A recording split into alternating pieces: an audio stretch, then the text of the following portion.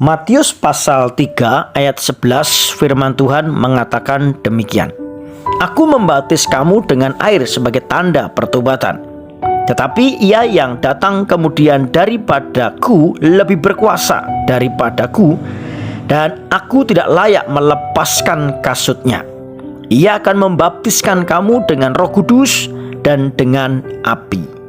Suara Kehidupan masih edisi doa puasa Pentakosta hari kelima dengan tema baptisan Roh Kudus.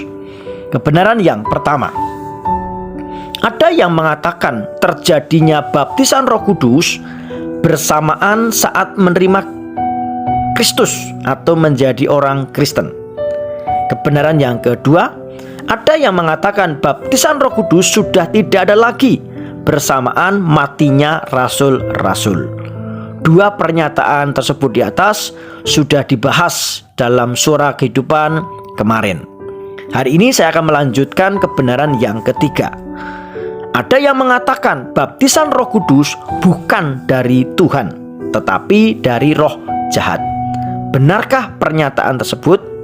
Kita baca dalam Lukas pasal 11 ayat 13. Jadi jika kamu yang jahat tahu memberi pemberian yang baik kepada anak-anakmu, apalagi Bapamu yang di surga, Ia akan memberikan Roh Kudus kepada mereka yang meminta kepadanya. Dari ayat ini kita tahu bahwa baptisan Roh Kudus adalah pemberian Bapa di surga. Kebenaran yang keempat, ada yang mengatakan baptisan Roh Kudus tidak harus berbahasa roh. Benarkah pernyataan tersebut? Kita baca dalam Kisah Para Rasul pasal 2 ayat 4. Maka penuhlah mereka dengan Roh Kudus, lalu mereka mulai berkata-kata dalam bahasa-bahasa lain, seperti yang diberikan oleh Roh itu kepada mereka untuk mengatakannya.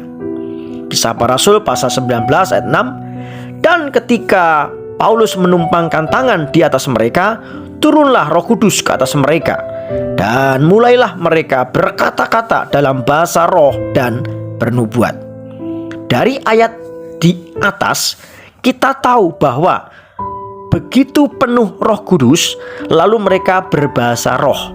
Logikanya, botol yang berisi air putih kalau tumpah, maka tumpahannya juga air putih.